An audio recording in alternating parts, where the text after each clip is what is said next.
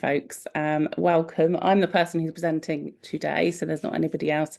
There are two CU words that I'll be bringing in. Those are all uppercase first letter, lowercase the rest of the letters, no spaces, and the link for those will be sent out at the end of the session. So I think that's all the admin-y bits that I need to cover. So I'll get started if it's okay with you folks, and tell you a little bit about what I'm going to be talking about. So this is a session based around the theme of our learning from mistakes that we're focusing in upon today, based on the fact that actually we made a lot of mistakes and cock-ups along the process.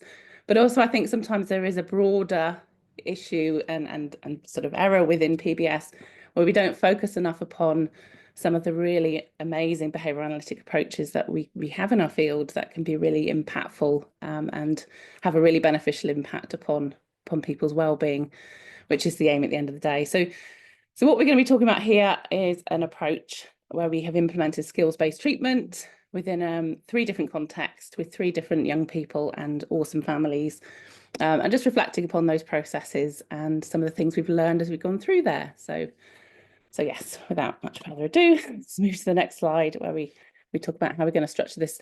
So I'm going to open up for those of you who maybe are a little bit newer to what we mean by skills-based treatment and practical functional assessment, which I'll be calling PFA and SBT as we go through the rest of the presentation.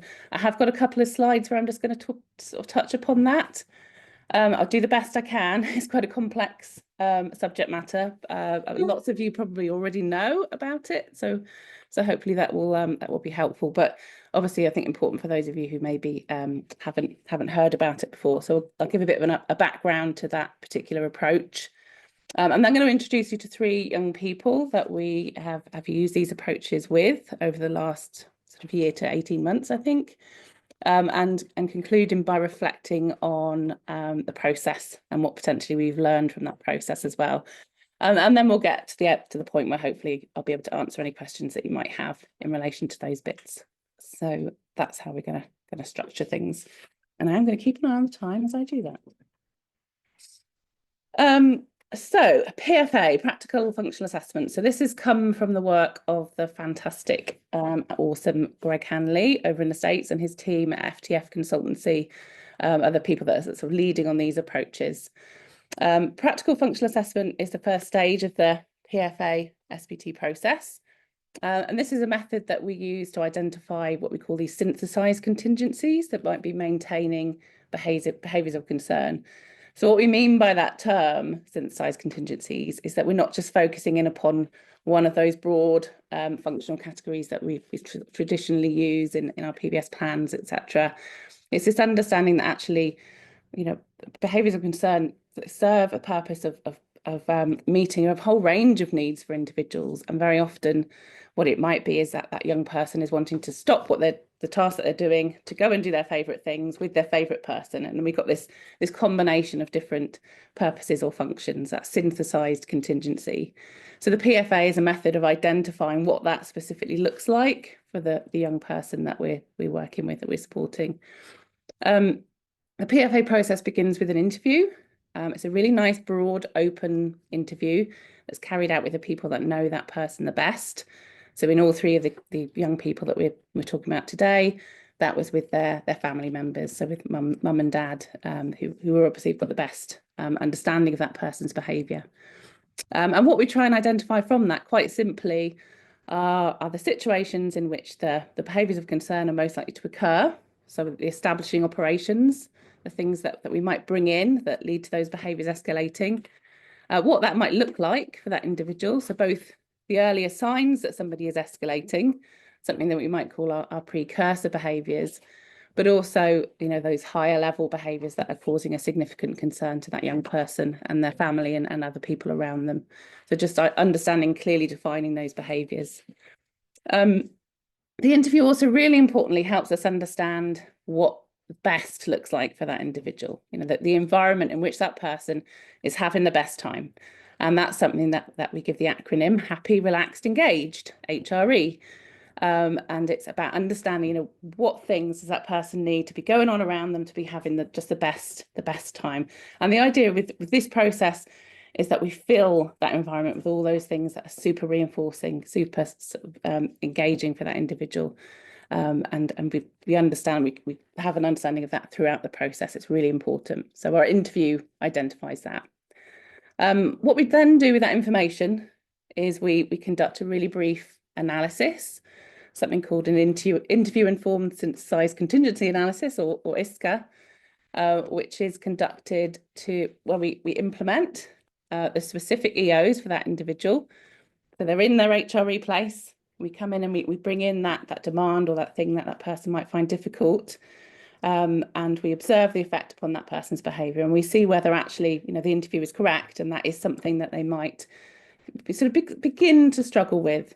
But the really important part of this process is that those are then removed as soon as we see the first signs that person's starting to become a little bit unsettled. Those first signs, those precursor behaviours, we take those EOs away, we go straight back to HRE.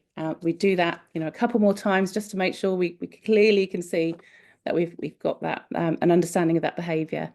And then we move on to teaching. We move straight on to the skills focused part of the process. So it's a really really short, snappy assessment process leading into that skills teaching. And actually the skills teaching will start in that first session at the same time as that analysis, which is really useful, really great. Excuse me. So yeah, FTF, who have trained us in this process, really stress the importance of these three elements in relation to SBT and PFA. You know, primary importance is obviously the safety of the person, the supported person, and the people around them. It should never be a situation where anybody is at any risk. You know, but we should never be seeing behaviours escalating to a significant level, because as soon as we start to see the very early signs, we bring the HRE back in.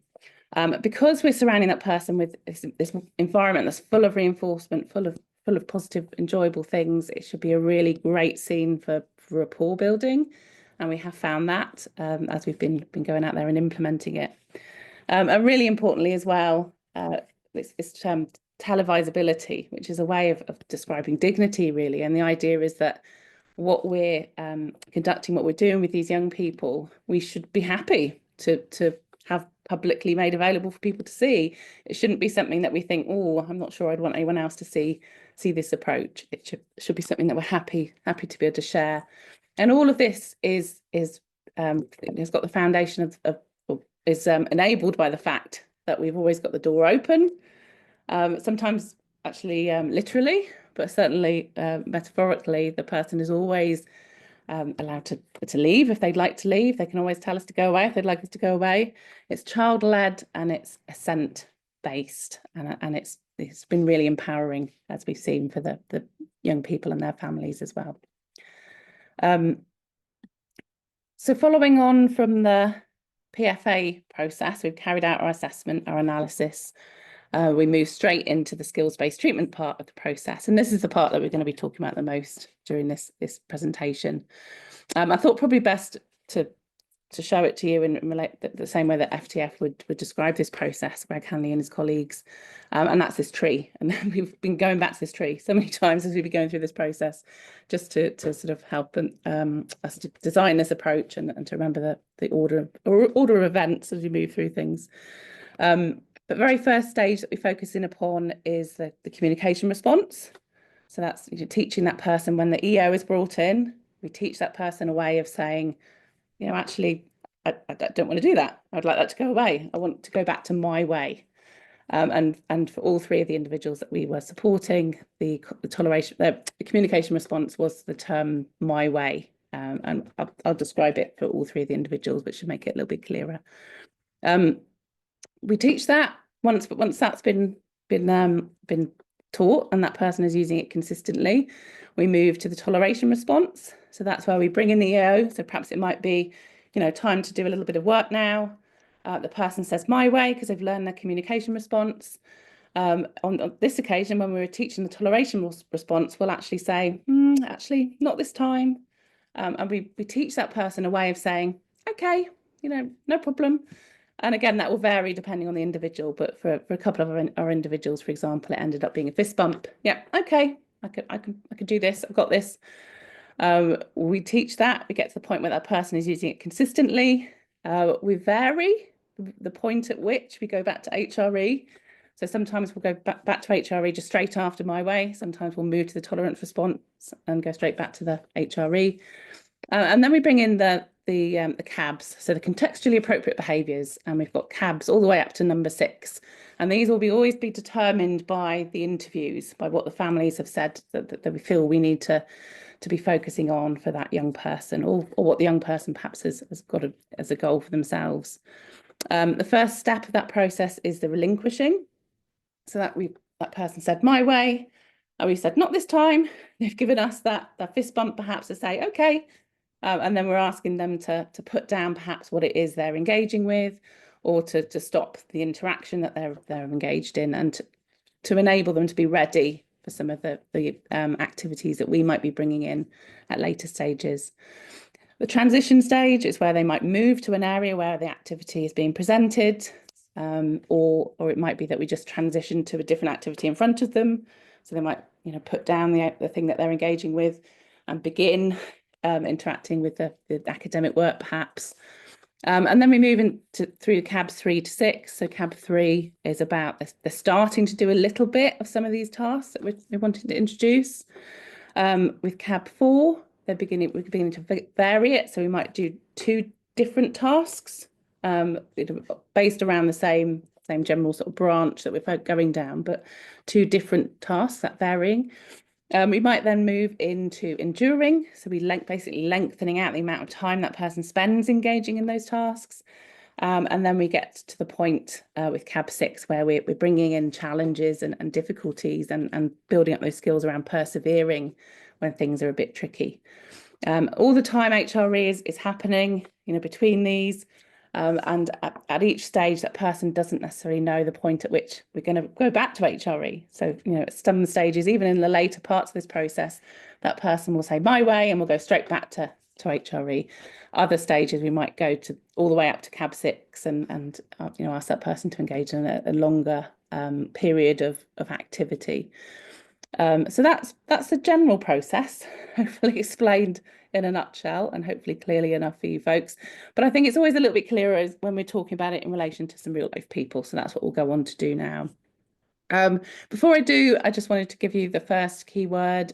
I've been kind enough to put pictures on as well, just to give people a little bit of information. But I think you've all probably got the Harry Potter theme now. My first keyword is Dobby, capital D, no spaces. And Dobby. Lovely Dobby. So the context, PBS UK, this is what we've done with this process. So I've talked about the process. Now let's talk about these young people. So we've had an interest in PFA SBT for a really long time. In fact, my second day working for PBS UK, I got to go and see Greg Hanley talking about it in London at one of the UK SBA speaker series back in 2018. First time I'd ever heard of it, and we tried a little bit of it after that, and we've tried a little bit of it sort of subsequently, and we've done it all right. We've made some good steps forward, but it's always kind of stalled, and I'm not sure we've always done it right. Yeah, that's the learning from mistakes element. So actually, we made a decision as a team that we were going to make an investment in doing it right, because we felt like it was a really, really useful tool that we could incorporate with our wider toolbox, if you like, that could be really beneficial to some individuals. So we invested in training and supervision from FTF Consultancy over in the States. We selected a team of practitioners, so 6 of us, 3 lead practitioners and 3 implementers. We all went through the training. We all had weekly supervisions from a chap called Anthony Camilleri, and we carried out our ISCAs with Anthony talking to us through an earpiece, which was one of the most uncomfortable couple of hours of my life, but was a real learning curve. And obviously, to engage in this process, we needed to identify 3 people to work through the process with. So these are the 3 people. 2 of these people have a pseudonym because we're keeping the information anonymous. One of these people, our lovely Katie, is called Katie. We've got permission from her fantastic family to share videos and accounts in relation to the process. And it seemed a bit daft to give her a pseudonym when actually you hear her name in the videos that we're going to be seeing.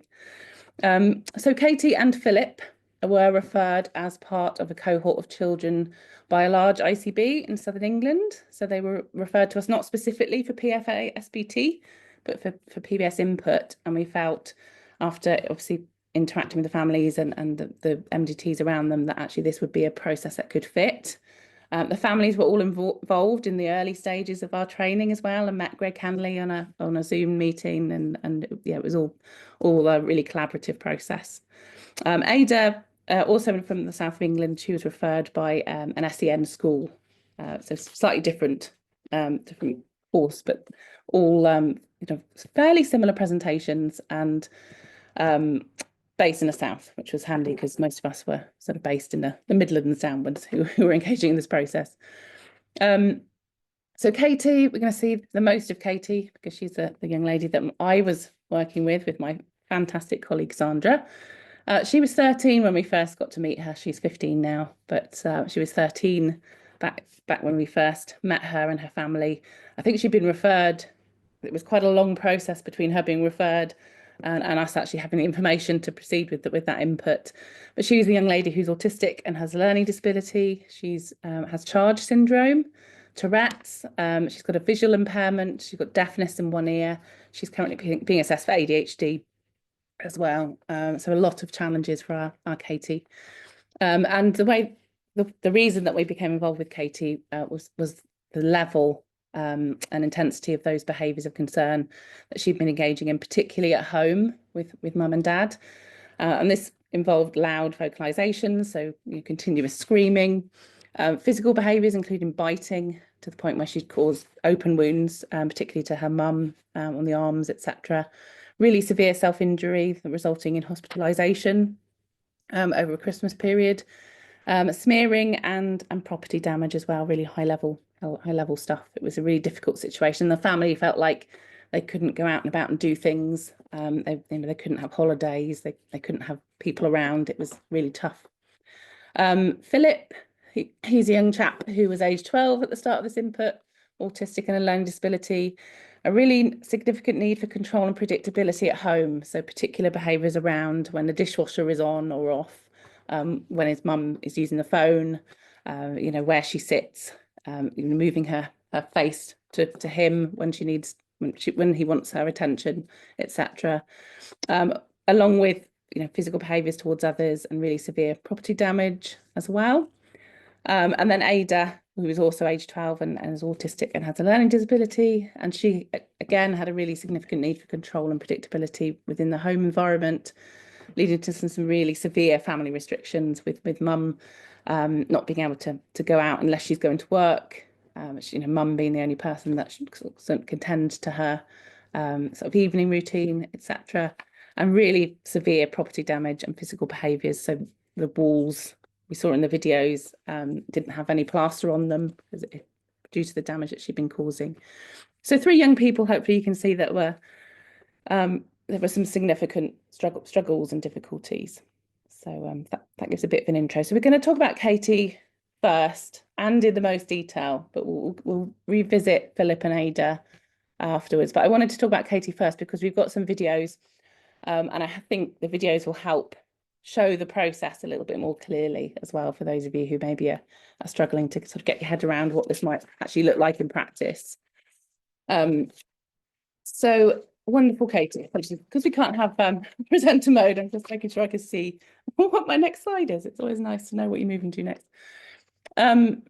So as part of the initial stages, that initial interview that we carry out with family, obviously we get an idea around the behaviours of concern, and a big focus obviously is around reducing those. But that's not the only thing we want to get from that family. We want to have an understanding of the things that are really important to them, that we'd like to be able to work towards achieving as we're going through that process. So for all 3 of these young people, I've kind of highlighted those on these slides. So for Katie, a big one was about building on time spent engaging in adult-led activities, things that are going to help her progress and learn, but also things that that her family really think she actually might enjoy if she gave them a little bit of time, if she had the tolerance to sort of persevere with them. So things like arts and crafts and yoga, listening to audiobooks, all of those kinds of things. Building on her ability to self-engage when left alone for short periods at home, particularly. And a really specific one around that was her holding her own iPad. So currently she would have at the start hold her own iPad for a short period of time and then throw it across the room. So it was about being able to leave her for a little bit of time holding her own iPad, just so that mum and dad could go about their usual kind of activities you need to do as parents. And then just introduce some more fun, something that they're highlighted as well. They've got a big, really fun family that do lots of adventurous things, and they really wanted to be able to do more of those and involve her in them as well. So that was a real thing that they highlighted. So for Katie, I've got one of these for all three, which hopefully we'll have a chance to see. But for Katie, first off, where we did this, where we started. We actually started at school for Katie, which was a decision based on practicality, on what we felt would be easiest, somewhere we knew that we could have access to a regular, predictable environment, a room, and a carer that she knows really well. So the idea was that we'd actually start at school, but then as time moved on, generalised to home. So keeping mum and dad informed, sharing the videos with them so they can see where things have got to. And then when the time was right, move into that home environment. And actually an important thing to highlight with this is, as FTF would talk about the fact that actually, it's going to be most effective if you can do regular short sessions of this.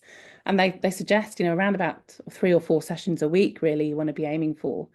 For the first few months with Katie, we were struggling to get more than 1 session a week in. So actually, just bear that in mind as we talk about the progress we made, because actually this was a really low frequency visit, but actually we did see her, because she's so smart, retaining so much of the stuff that we taught her in previous sessions and holding on to it, which was fantastic. So for Katie, her EOs, those establishing operations, the things that she struggled with were, there were lots of them, but things like items being removed from her, requests being made, so things like, it's time to do this activity now, Katie. Really importantly, it'd be preferred people leaving. So she's got a carer called Louise who's been with her since she was a baby. And she's a really, obviously, understandably important person in her life. So if she's not there, if her attention is drawn away, that's a significant one. Or even just talking to other people around her, she struggles with that as well. For HRE, again, that was really easy to establish for Katie. So a really important one was her chatting with preferred people. So she'll have certain questions she'll ask, that she'll need certain information given back to her. She likes to make lists of the important people and the important activities, all of those sorts of things. She's a very chatty young lady. Applying cream to her face. So this was particular to school, but she likes to use a paintbrush and apply baby lotion to her face. Listening to her favourite music and interacting with her sensory toys, which she calls Geraldines. So that's what we all call them now. Her communication response was my way, the vocal response my way, although we initially prompted that with a card. For her tolerance response, this was a struggle, as we'll see in a couple of videos' time, but we landed on a fist bump in the end. But she added, because what she did is she tailored it to herself. She added the vocal term next time. So it'll be fist bump and she'll say next time. And then the relinquish and transition, she'd put the item in the box, usually the paintbrush in our sessions, but it could be a Geraldine, it could be any kind of item. And the interaction with the carer will cease and she'll potentially move to an activity area, or on some occasions it might be that we would just bring the activity to her, but that's what that looked like for Katie. So as I say, I've got some videos which hopefully you'll be able to see of Katie that will just take you through those steps. So this first one is where we teach that functional communication response of my way, and you'll see my wonderful Sandra in some of these earlier sessions, and I think there's a little bit of me, but using these just cards to prompt her to use that vocal response when we're implementing that EO, which is the clapping and the sort of saying it's time to do some work. Just to say, these trials seem to go really quick. There's long periods of HRE in between. It's long periods of her chatting with Louise, paintbrush on face, listening to music, etc. They're the only bits that we've captured of the particular trials. So here we go. Here's the FCR. Thank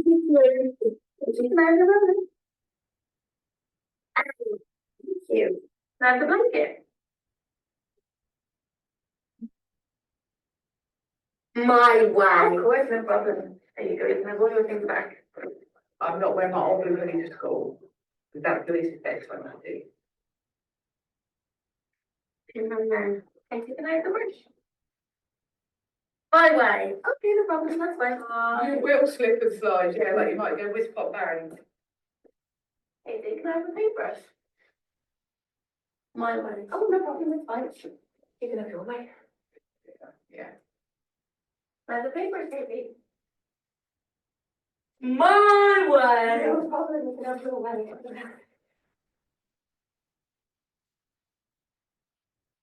Yours. Now paintbrush, Katie. My way. The one there.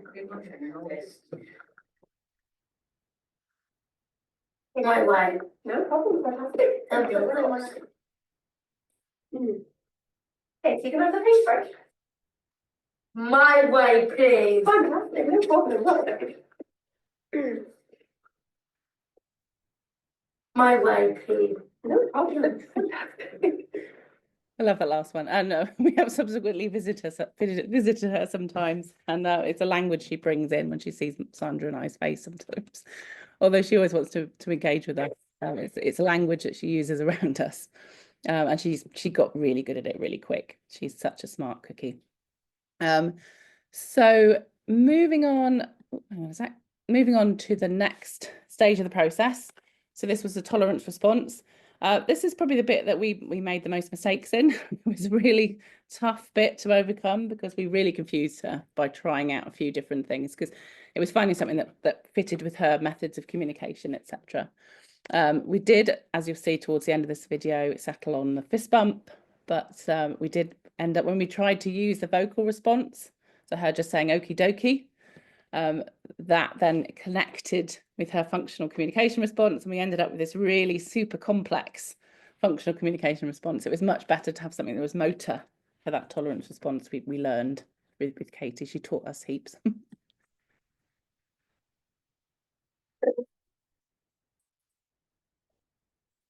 Wait just yet. Can we have a thumbs up first? Yeah. Yeah, we have a thumbs up.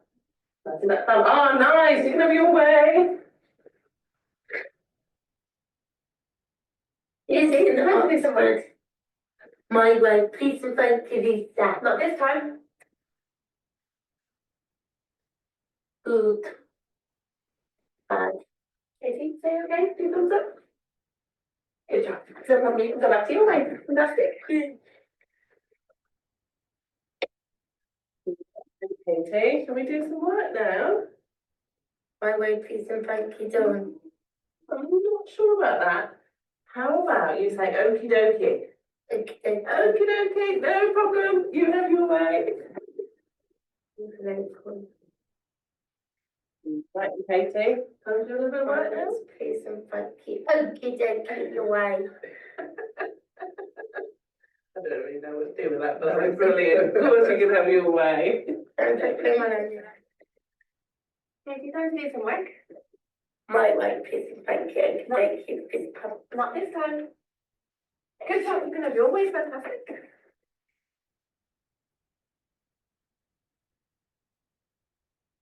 Katie, time to do some work. My way, please and thank you. Not this time. Good job, well done, you can have your way. Amazing. That was super good. It was super good, and she did really well despite our rubbishness at some parts of this process at that stage. It was a real learning curve, and she taught us, as I say, how to do it. So moving on to the next stage, obviously 2 more videos. This is covering weeks and weeks and weeks of this particular process, in fact, months potentially of this particular process. But I've just done a little video that shows the bit where we're relinquishing. So quite often it'll be her using, there's a very clear big box that she'll put things in, and then the transitioning, so moving to the area that the task is being implemented. So here we go. I'm still worried on Wednesday. Was it good? Right, okay. This time It's Thursday's come. are we going to put the paintbrush in the box, please? Cheers. Are we going to all go to the table? We're good. Did you need Iron blankets. That's it. Nice. We're doing tea? tea, isn't it? We do a tea. Do we do another tea? Nice one. Do one more tea. Nice one. I can do that. Well done. Short and snappy at that stage. We were in the sort of the earlier stages where we're bringing in the tasks. But moving to our final video, this is sort of where it's all started to pull together. At school, as I say, school is not the end of the process. And I'll talk a little bit about where it went next. But we managed to get to the point where she was spending really prolonged periods of time at that desk doing a range of different tasks, and tolerating that within the session. So the first of this part of this little video is that you see that she struggles, and you do see the sort of very start, the sort of escalation, those precursor behaviours. She gets some reassurance from Sandra, who's wonderful, and she comes back to the table and continues with the task, which I think is really good to see, that perseverance. She pushes through, and then the last part of this, you see her pushing through for I think about we haven't got all 8 minutes, don't panic, but pushing through for an 8-minute activity session. So I'll play A little bit of work. Busy sticking. A cow and a pig. Which one do you want to stick down? A pig. You know, it's a pig. Not there.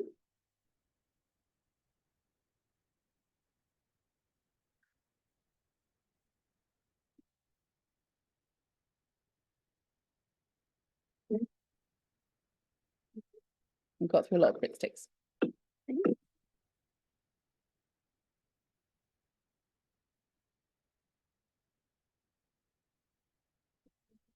the cow down. Fantastic. Can you spell green? T-R-E-N. Fantastic, Katie. We've got 2 more to do. Come sit down. So I know it's hard. I'm sorry. You're doing really well. This is a long one, isn't it? Can you write B or B?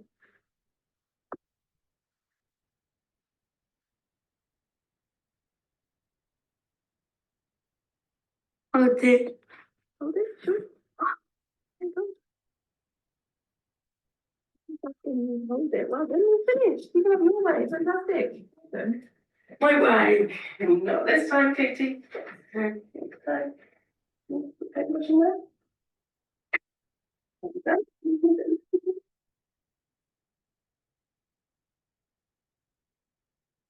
See how colourful that card is?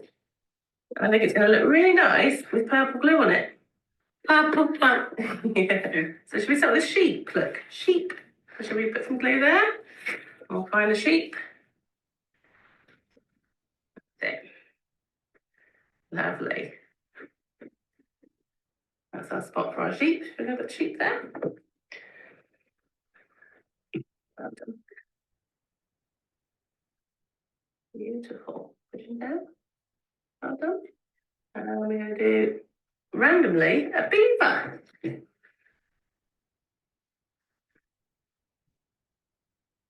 He goes here. Need a bit more glue there first, don't you? And you're going to get some glue on his bottom and put him there. So we slide him up. That's the seagull's top. Or was that Dawn's top? We can do one more, look. Little penguin. Move him down a little bit. Well done, you have your way. You want to? That was great.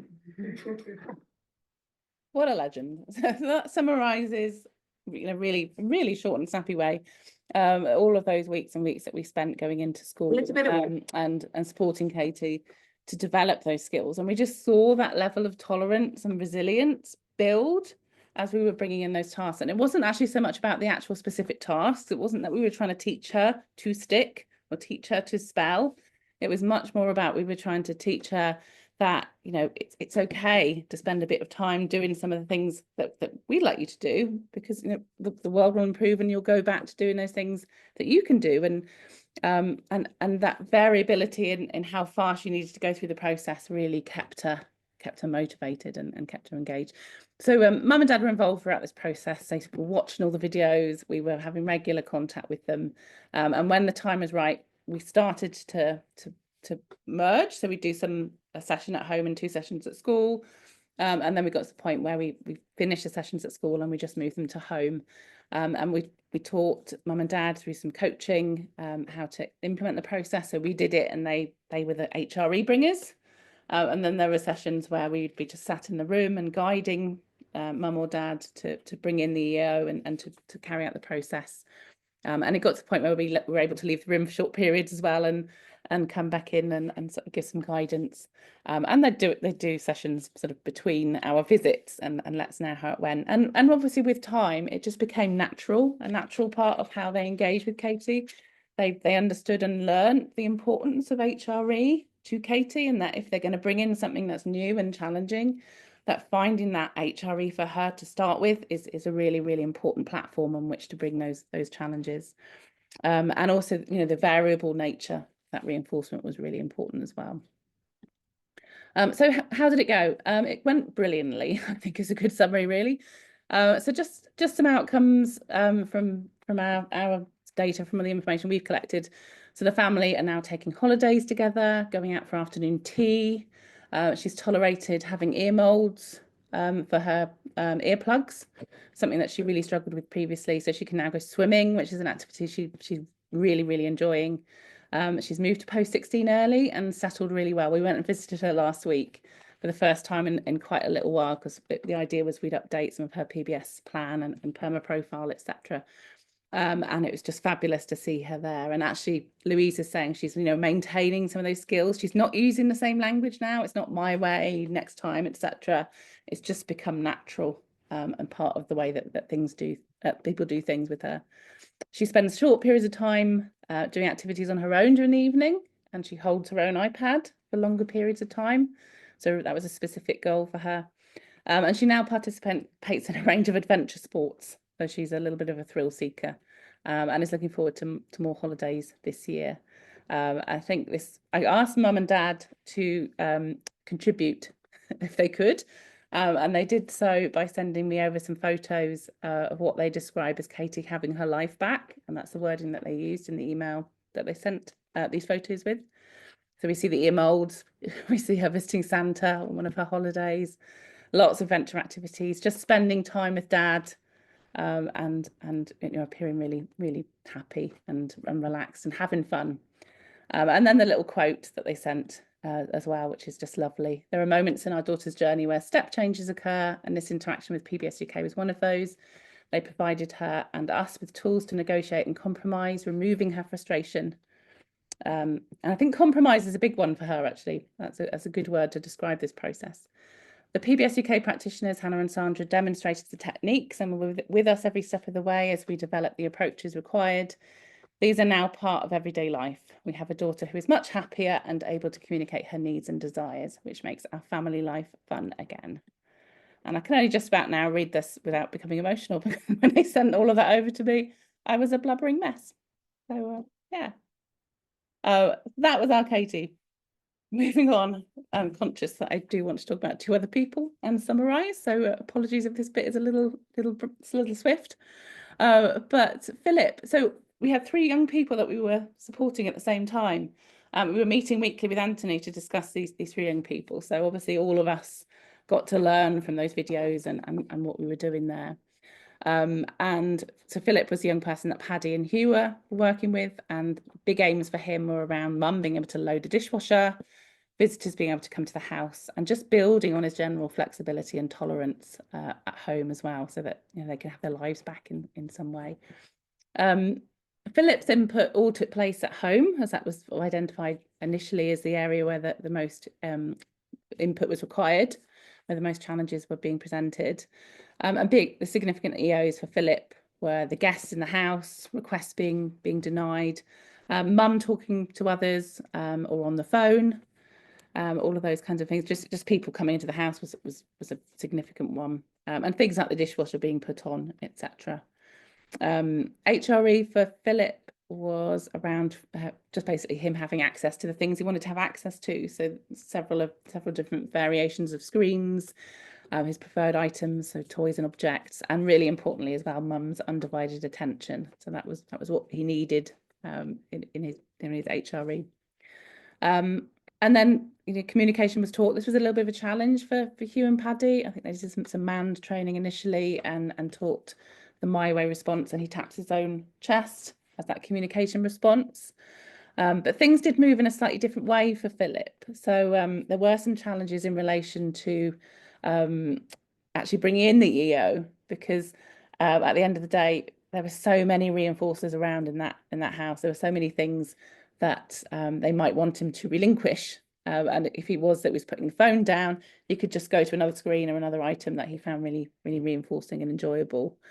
So that was a little bit challenging, I think. Progress was really sporadic. So during the actual analysis, Philip put the dishwasher on, and that was a huge step.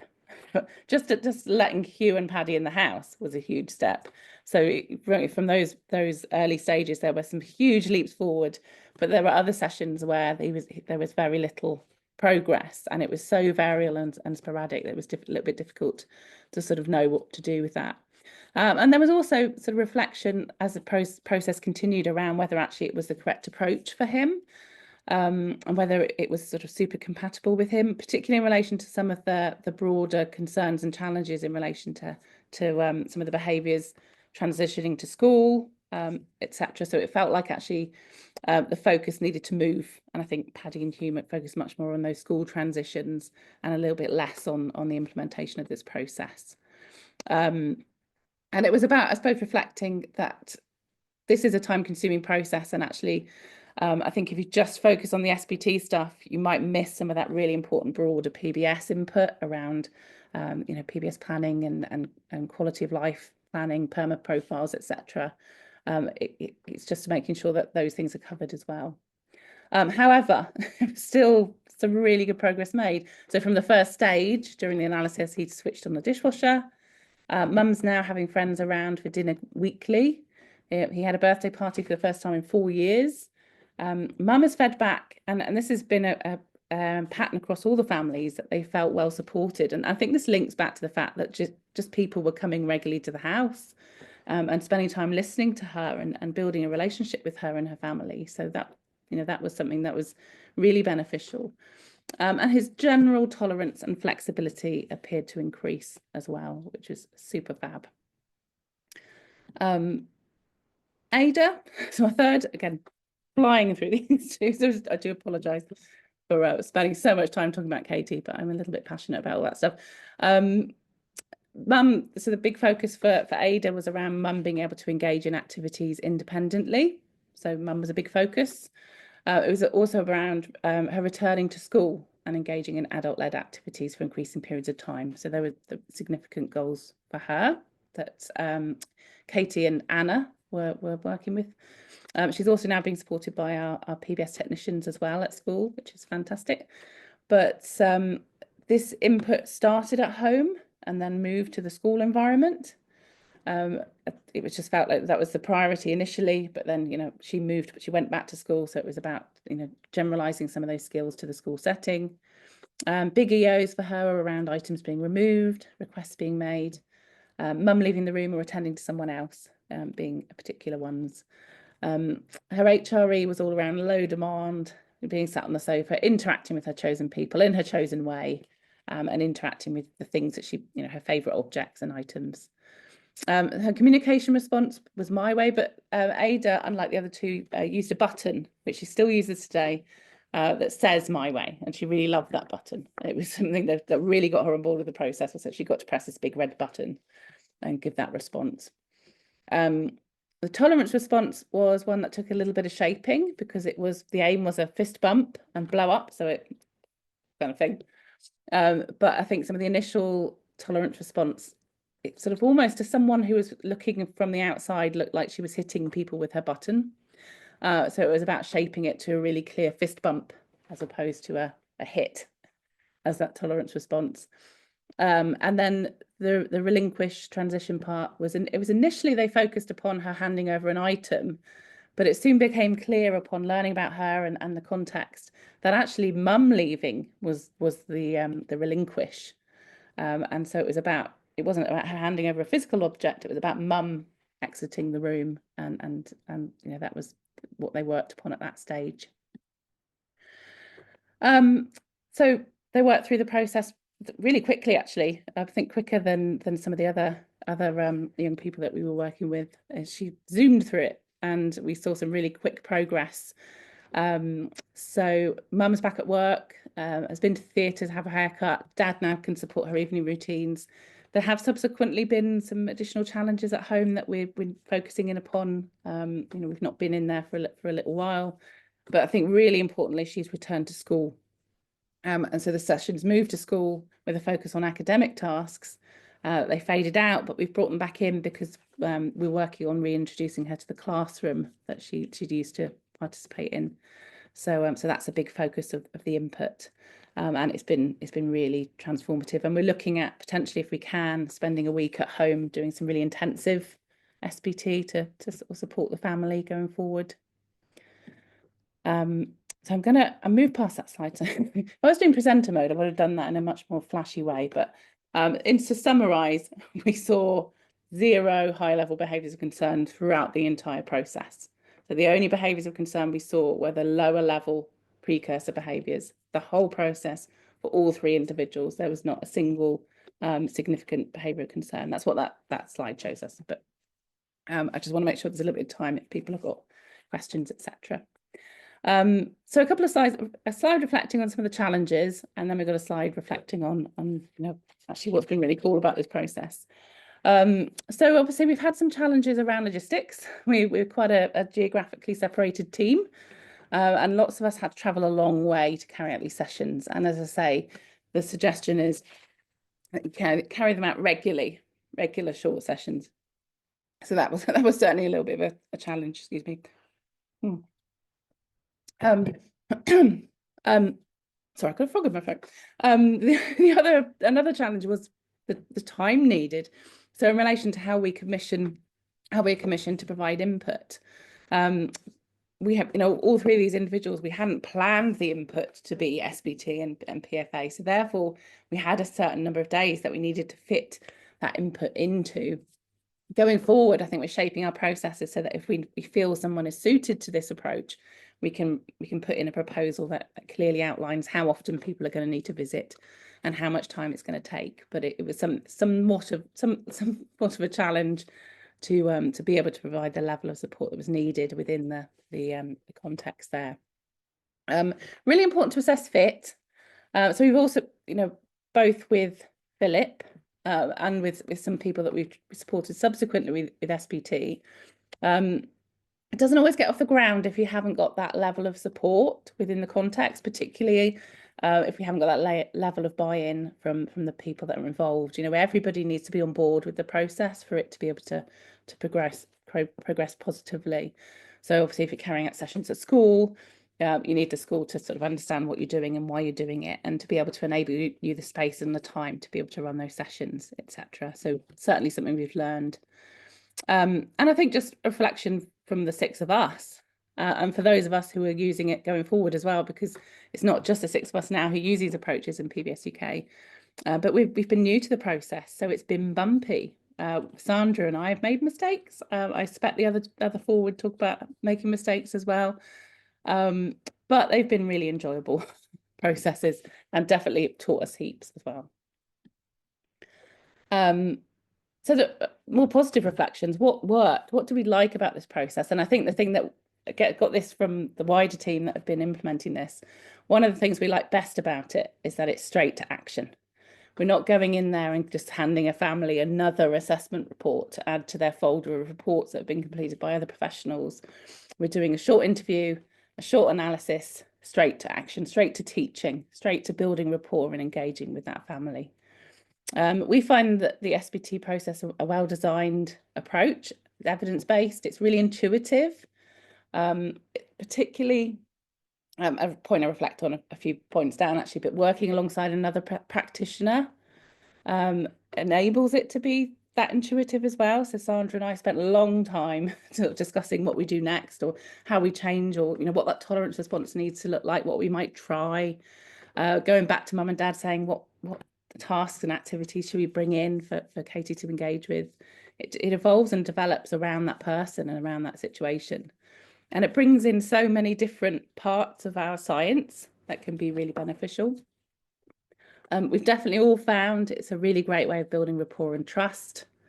We've been able to be present both with that young person, but also with the support networks, particularly the families. People who are coming regularly to that house, and even some sessions we might have spent half an hour sort of just talking to families before we get into the SBT process, just because they need that ear, and I think that's been really powerful.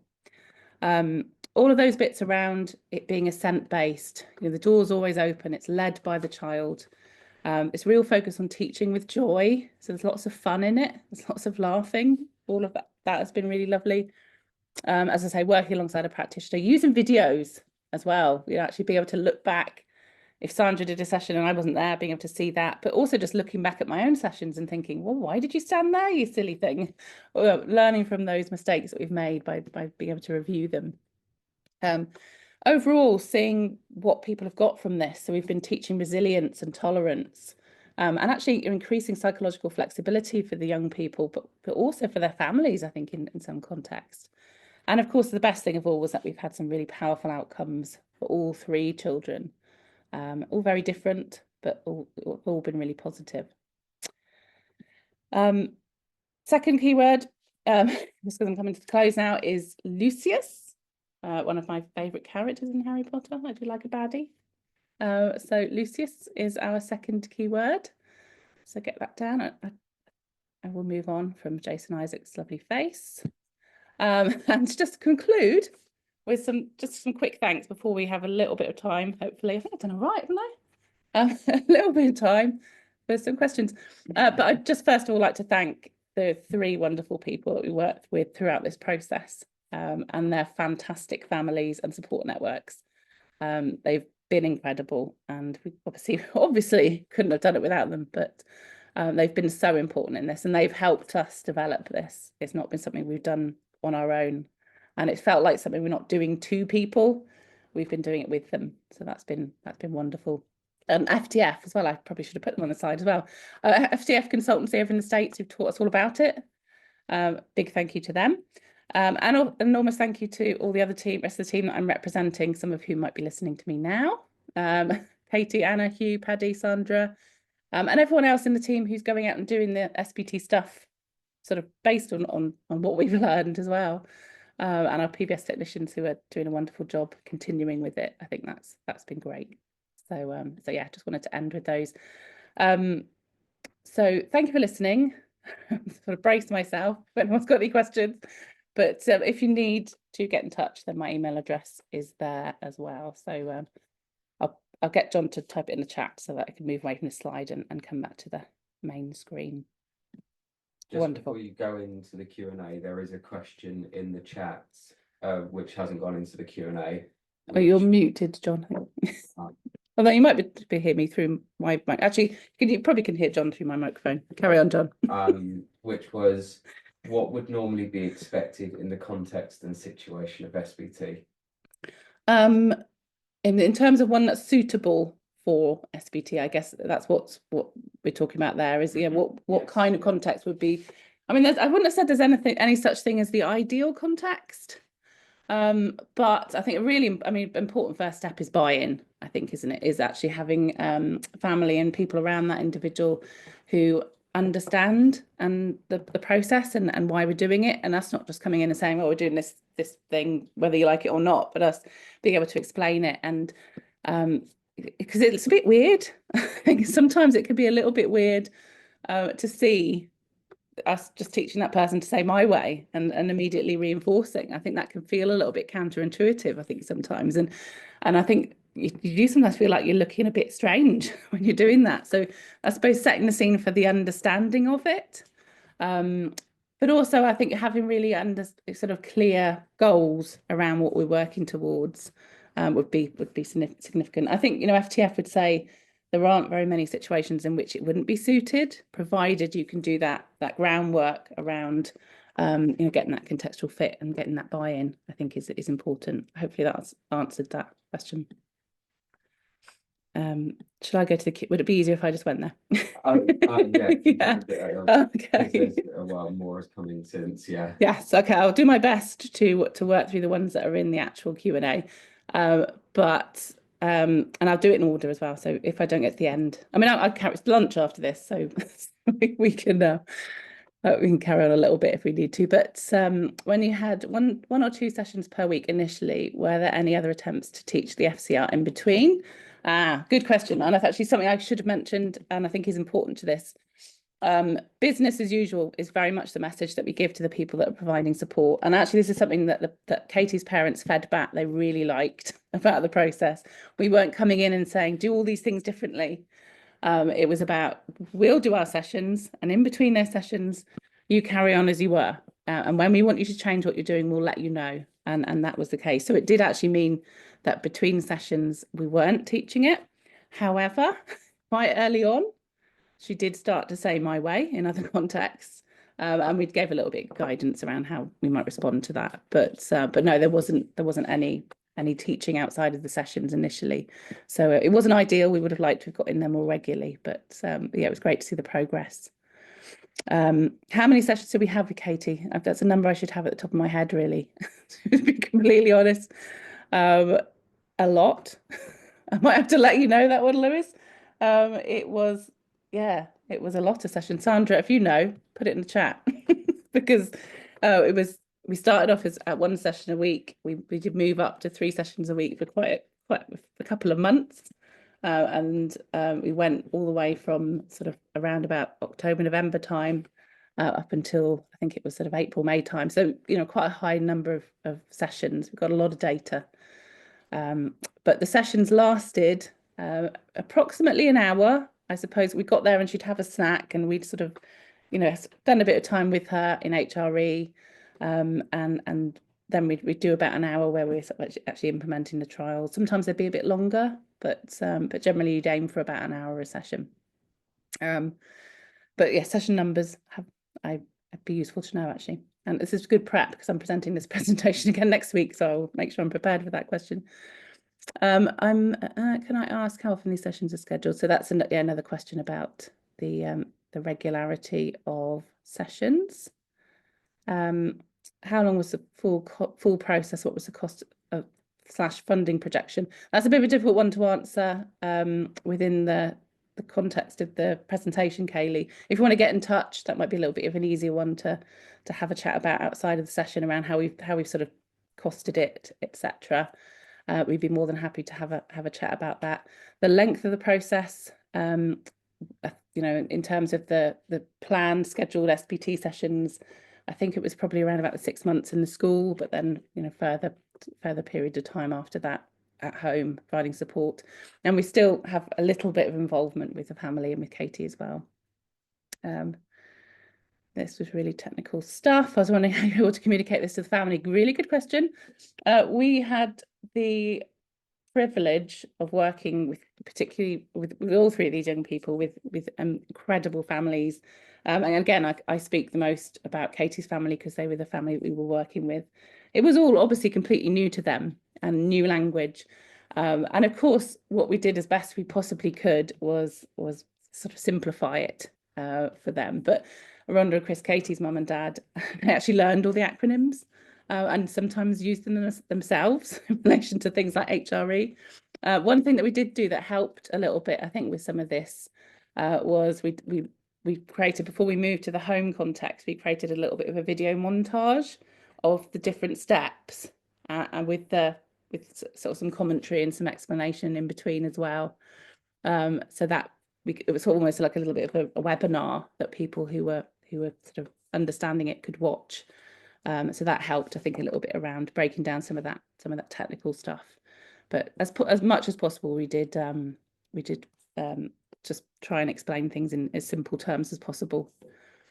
Did the FTF supervision make a significant difference to your outcomes? I would say yes. In fact, I'd say hell yes. We tried it before, as I say, and I don't think we ever quite got off the ground and running with it, the momentum. And I think having that weekly check-in, that someone viewing our videos, someone feeding back on our data, someone guiding us when we were a bit stuck was really, really beneficial. So I again, hopefully my team members would agree, but I don't know that we could have done it quite as well without, and therefore I would assume that we wouldn't have seen quite the outcomes that we have been able to see. Some questions around keywords. Hopefully the keywords have all been clear. Dobby and Lucius, just for anyone who's missed them. One more question. When you are not there, is it business as usual? Yeah, I've answered that one. Can you share an experience on families you struggled to get buy-in with? I could if I had all the time in the world, but I think that's going to be a little bit difficult one. Again, do get in touch if you want a bit more information outside of the session. I'm just conscious that we're sort of running over at this point in time. But Paddy's answered Maria's question. Oh, wonderful. Thanks, Pads. And thank you, all of that. How much ongoing support did FTF provide? So it faded out. So it was a period of a certain number of weeks, 12 or 16 weeks or something, where we had weekly Monday meetings with Anthony. And they were really responsive if there were things we wanted to know a little bit more about, like when we extended the treatment. They like to use the word treatment, we don't necessarily, but when they extended it to home or to new environments, etc., they gave us another e-learning that we could access to help guide us, etc. And they did make themselves really available to us. But obviously, once we came to the end of our contract with them, that did cease. But it was really, really useful, and it was quite a long period of input as well, I would say. So that's that one. Any others, John, that are coming in anywhere else? Not that I could see, I think. Wonderful. No, I think that's it. Okay, I can see there's 73 chat messages, so I'll have a look at those when I leave the session and have a read through those. But yeah, thank you so much for listening. I think I've done all right actually, because when I